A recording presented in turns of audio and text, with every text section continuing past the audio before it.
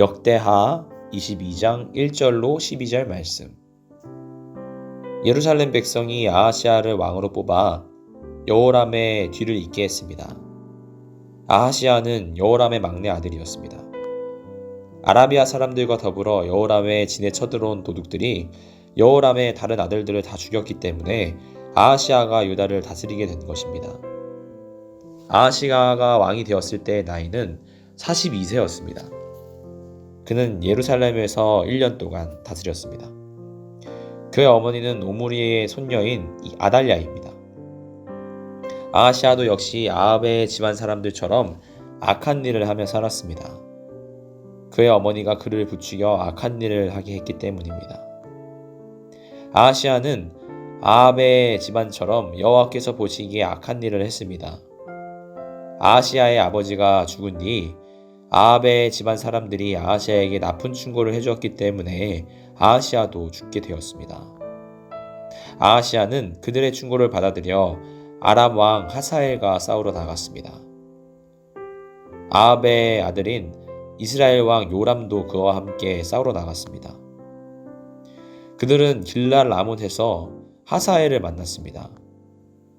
그 싸움에서 아람 사람들이 요람에게 부상을 입혔습니다. 요람은 길르앗에서 아람 왕 하사엘과 싸우다가 입은 상처를 치료하려고 이스라엘로 돌아갔습니다. 유다의 왕 아하시야가 부상을 당한 아합의 아들 요람을 보려고 이스라엘로 내려갔습니다. 그곳에서 아하시야는 죽게 되었는데 이는 하나님께서 계획하신 일입니다. 아하시야는 요람에게 갔다가 요람과 함께 임시의 아들 예후를 만나게 되었습니다. 예후는 여호와께서 아합의 집안을 멸망시키기 위해 세운 사람입니다. 예후는 아합의 집안을 징벌하다가 유다의 지도자들과 아하시야를 섬기던 아하시야의 친척들을 보고 그들도 죽였습니다. 그런 뒤에 예후는 아하시야를 찾았습니다. 예후의 부하들이 사마리아에 숨어있던 아하시야를 붙잡아 예후에게 데려왔습니다. 그들은 아하시야를 죽이고 그 시체를 묻어주며 아하시야는 여호사밧의 자손이다. 여호사밧은 마음을 다해 여호와를 찾았다고 말했습니다. 이제 아하시야의 집안에는 유다 나라를 다스릴 만한 사람이 하나도 없게 되었습니다. 아하시야의 어머니 아달랴는 자기 아들이 죽은 것을 보고 유다에 있는 왕의 집안 사람들을 다 죽이기 시작했습니다. 그러나 여호사밧은 아하시야의 아들 요아스가 죽임을 당하기 바로 전에 그를 구해냈습니다. 여호사밧은 요아스와 그의 유모를 침실에 숨겼습니다. 여호사밧은 여호람 왕의 딸이자 아하시야의 누이입니다. 또한 여호사밧은 제사장 여호야다의 아내이기도 합니다. 여호사밧은 요아스를 숨겼기 때문에 아달랴는 요아스를 죽일 수 없었습니다. 요아스가 그들과 함께 6년 동안 하나님의 성전에 숨어 있었습니다. 그동안에 아달랴가 그 땅을 다스렸습니다. 인간사의 축소판 같습니다. 내가 죽이지 않으면 내가 죽을 수밖에 없는. 하나님을 떠난 북이스라엘과 남유다가 동시에 심판을 받는 장면입니다. 요람 왕과 동시에 오늘 아하시야도 죽습니다. 여호람 왕 때부터 끊임없이 참았지요. 기다려 주셨습니다. 그럼에도 불구하고 계속해서 하나님을 떠나서 패역한 백성들에게 어떤 일이 일어나는지 오늘 본문에서 잘 나타나 있습니다. 돌이키지 않는 왕들로 인해서 백성들 전체가, 나라 전체가 하나님을 떠나는 것입니다. 하나님은 결국 채찍을 들었습니다. 하나님을 떠나면 회초리를 맞습니다. 회초리를 맞는 것은 참 감사한 일입니다. 왜냐하면 하나님께서 포기하지 않으셨다는 뜻이기 때문이죠. 돌아오길 바란다는 뜻입니다. 하나님께서 회초리를 분명히 드셨습니다. 이스라엘 백성을 향해서 말이죠. 분명 21장에서는 그의 아버지가 자기 아들들을 빼고는 왕위를 이을 사람이 없을 정도로 사람들을 무참히 죽인 것을 보았습니다. 여호람의 형제들이죠. 그리고 오늘 아하시야가 죽는 장면을 보고 그의 어머니, 그러니까 왕비죠, 아달랴는 왕이 될 만한 인물들을 다 죽이기 시작합니다. 아주 악녀입니다. 어떻게 이렇게 아합 가문의 사람들은 악녀들이 많을까요? 나쁜 사람들이 많을까요? 다 죽입니다. 성경은 이렇게 기록합니다. 9절 후반절인데요. 이제 아하시아의 집안에는 유다 나라를 다스릴 만한 사람이 하나도 없게 되었습니다. 하나님께서 약속하신 다윗 왕가의 사람들이 다 죽기 시작한 겁니다. 성경에서 하나도 없다고 하니까 어떻게 하나님의 언약을 이행해 나가실까요? 그 다윗 자손을 통해서 이스라엘을 번영시키겠다고 약속하셨는데 말이죠. 이야기는 어떻게 이어질까요? 11절 12절 말씀인데요. 그러나 여호사브앗은 아하시아의 아들 요아스가 죽임을 당하기 바로 전에 그를 구해냈습니다. 여호사브앗은 요아스의 그의 유모를 침실에 숨겼습니다. 여호사브앗은 여호람 왕의 딸이자 아하시아의 누이입니다. 또한 여호사브앗은 제사장 여호야다의 아내이기도 합니다. 여호사브앗이 요아스를 숨겼기 때문에 아달랴는 요아스를 죽일 수 없었습니다. 요아스는 그들이 함께 6년 동안 하나님의 성전에 숨어 있었습니다. 그동안 아달랴가 그 땅을 다스렸습니다.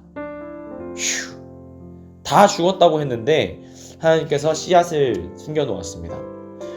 여호사브앗의 조카죠. 조카인 요아스를 6년 동안이나 숨겨서 키웠습니다. 어디서 키웠죠? 성전에서 키웠다고 합니다. 교회에서 자란 거예요. 6년 동안. 그는 정치적 망명을 한 것이죠. 그의 남편은 제사장이었습니다. 요즘으로 따지면 사모님 정도 되는 거예요. 사모님 정도 되는 사람이 왕족인 자기 조카를 데려다가 교회에서 6년 동안 자라게 만든 것입니다. 키운 것이죠. 그는 그의 의도와 상관없이 6년 동안 지냈습니다. 그 경험 때문일까요? 그는 뒤에 있는 성경 이야기를 보면 참 선한 왕, 하나님을 경외하고 종교개혁을 일으킨 왕으로 기록하고 있습니다. 위기의 때에 사람들이 다 망했다고 얘기했고 6년 동안이나 폭정이 진행되었고 왕의 언약, 하나님께서 주신 언약이 끊긴 것처럼 보이지만 보이지 않는 곳에서 하나님께서 씨앗을 숨겨놓고 그의 계획을 진행해 나가고 있는 것입니다. 다행이죠. 이 이야기를 보고 아주 공감하는 사람들이 있었을 것입니다. 그것은 이 책을 읽고 있는 원독자입니다.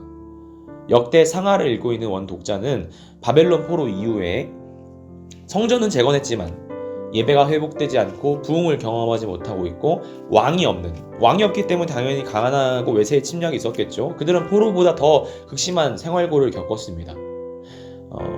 부흥기를 경험하지 못한 백성들에게 아주 큰 소망이 되었을 것입니다.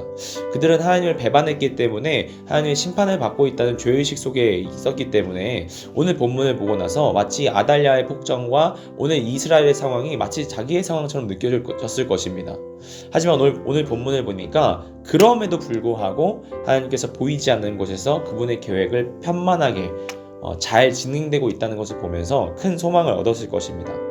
인간은 하나님을 배반했지만 하나님께서는 그의 계획을 신실하게 이행하고 있는 것입니다. 하나님은 초라한 이 땅에 하나님을 배반하고 필요 없다고 한 이 사람들에게 하나의 씨앗을 주셨습니다. 그들은 원하지 않았지만 그들이 생각한 방법도 아니었지만 하나님께서 구원의 길을 내셨습니다. 그는 다윗의 자손입니다. 동시에 제사장이시고요. 동시에 성전이십니다. 하나님께서 원하셨던 방법이었습니다. 그들은 로마의 해방자를 원했는지 모르겠지만 그는 로마의 해방자가 아니라 군사적 메시아가 아니라 인류 전체의 죄를 구원할 메시아였습니다. 그는 십자가를 통해서 하나님의 공의와 사랑을 동시에 만족시키셨습니다. 그의 이름은 예수 그리스도입니다. 우리는 그를 믿기만 하면 죄사함을 얻을 수 있고 구원받을 수 있습니다. 이달랴는 다윗의 자손을 모두 죽이려고 발버둥 쳤지만 그리고 이 땅을 마치 지배하는 것처럼 보였지만 그것은 잠시뿐이었습니다. 사탄이 지금 이 땅을 지배하는 것 같고 발버둥 치는 것처럼 보이지만 사단의 머리는 이미 깨졌습니다. 그 십자가의 사건과 부활을 통해서 완전히 끝났습니다. 남은 것은 그의 발버둥 정도인데요. 예수님께서 재림하시고 예수님의 완벽한 통치가 있다면 우리는 그건 아무것도 아닌 것입니다. 예수께서 이기셨습니다. 혹시 고난 중에 있으신 분이 있습니까? 상황을 보면서 모든 것이 내 죄악 때문에 망했다는 생각이 드시는 분이 있습니까? 하지만 기억하십시오. 우리의 불신앙보다 하나님의 신실하심이 이기십니다. 그리고 그 신실하심을 통해서 보이지 않는 곳에서 하나님의 계획을 편만하게 이루어 가십니다. 그리고 십자가를 통해서 그분의 구원을 이끌어내고 계십니다. 오늘 본문에 등장하진 않지만 오늘 예수님을 본문을 통해서 볼 수 있었으면 좋겠고요. 오늘 본문을 통해서 사람의 악함 속에서도 신실하게 역사하시는 하나님의 구원을 보는 축복이 있기를 바랍니다.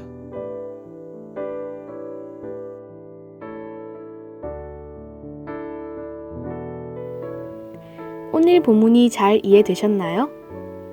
말씀을 천천히 다시 묵상해 보시고 질문에 대답해 보아요. 첫 번째, 본문에서 하나님은 어떤 분이신가요? 제목을 정하듯 한 문장으로 정리해 보세요. 두 번째, 느낀 점을 적어 봅시다. 본문에서 느낀 점을 자유롭게 적어주세요. 세 번째, 적용을 구체적으로 해봅시다. 다짐이 아니라 실천 가능한 삶의 적용을 구체적으로 적어보세요. 네 번째, 기도 제목을 적고 기도해요. 묵상을 통해 삶의 변화를 위한 기도 제목을 적어보세요. 오늘도 말씀과 함께 하루를 시작하고 마무리하는 말씀의 세대가 되어요. 예수로 차지 10미닛이었습니다. 감사합니다.